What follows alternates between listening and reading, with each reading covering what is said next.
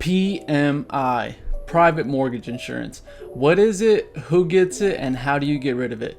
Find out in today's video.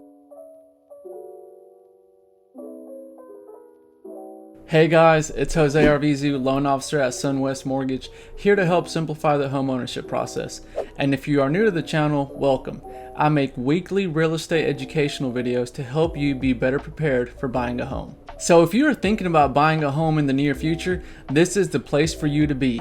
And also, if you know of anyone else that is thinking about buying a home in the near future, share this channel with them so they can have as much knowledge as possible. And don't forget to hit that subscribe button. Now let's get started with today's topic, PMI. PMI stands for private mortgage insurance.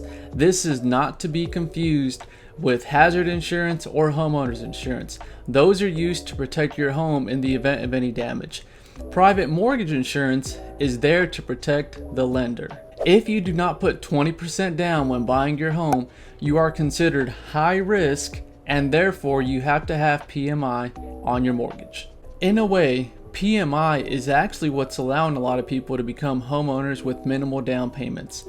Due to the fact that you're putting less money down, as I mentioned before, it's higher risk for the bank, so they're adding on that PMI onto your mortgage. There are two types of PMI, government PMI and conventional PMI. I want to mention that veterans do not have private mortgage insurance. I repeat, if you are doing a VA loan, you will not have any PMI, but you do have what is called a VA funding fee, which we will discuss in a later video.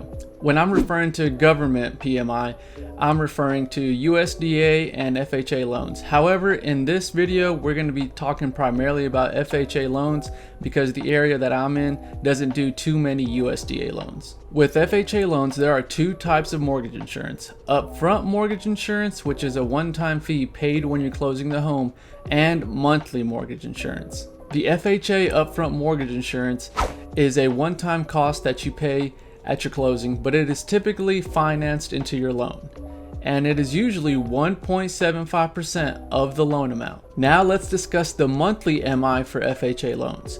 If you put less than 5% down when you purchase the property, your monthly MI will be 0.85 of the loan amount. And if you put more than 5% down when you purchase the property, your FHA monthly MI will be 0.80 of the loan amount. Now let's go over a quick example on the upfront mortgage insurance and the monthly MI for FHA loans. You'll see them here on the side. I'm going to be referring to my phone to talk about these examples. So in our first example, we have a purchase price of $200,000 and they put down 3.5%, which is $7,000. So the loan amount is $193,000. The upfront MI is 1.75% of the loan amount, and 1.75% of $193,000 is $3,377.50. So we added those two, and that's going to give us our new loan amount.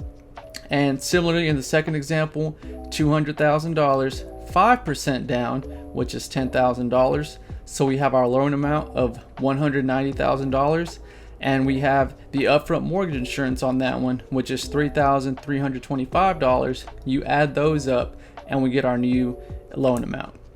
Now let's quickly talk about the monthly MI. So with the monthly MI, it changes depending on the down payment that you put.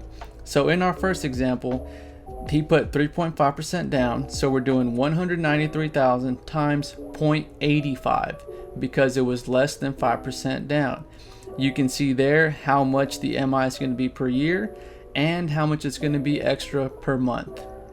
And in our second example, we had the same one as the top where we put 5% down, and notice that on this one it's calculating it by 0.80, not 0.85. So depending on how much you put down, that will affect the monthly MI rate. Now let's discuss conventional PMI.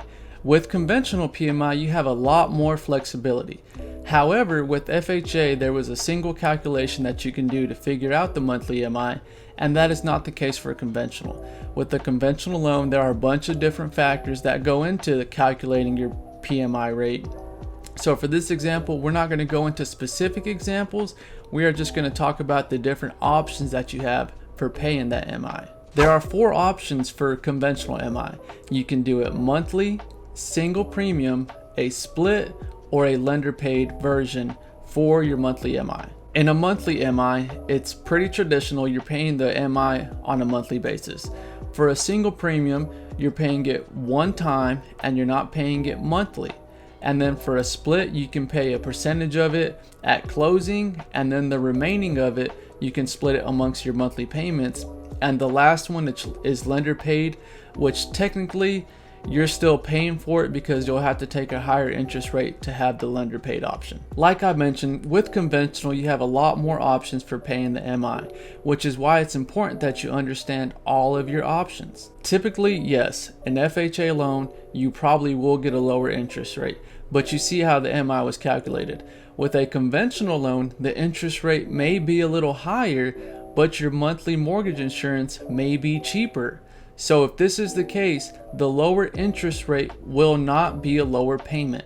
Let me say that again. A lower interest rate does not always mean a lower payment.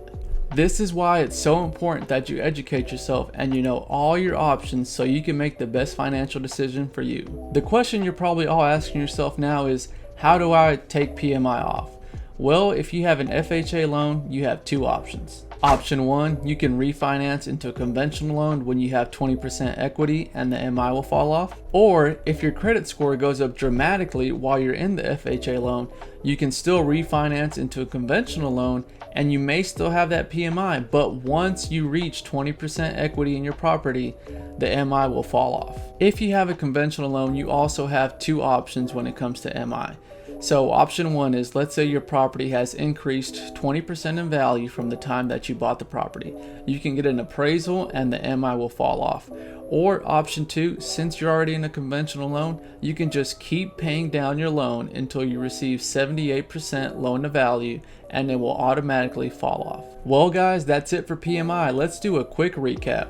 So if you don't put 20% down, you will have PMI. If you have an FHA loan, you will have it for the entirety of the loan unless you refinance out of it.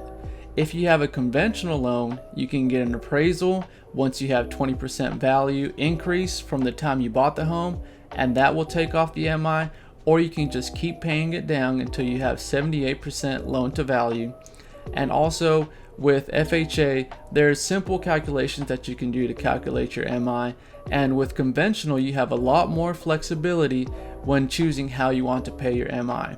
And last but certainly not least, a lower interest rate does not always mean a lower payment. There are so many different things that go into choosing the right loan program for you, which is why I make these videos, to educate you as much as I can so you understand everything that you need to know going in. If you learned something from this video, do me a favor and hit that like button and also subscribe to my channel.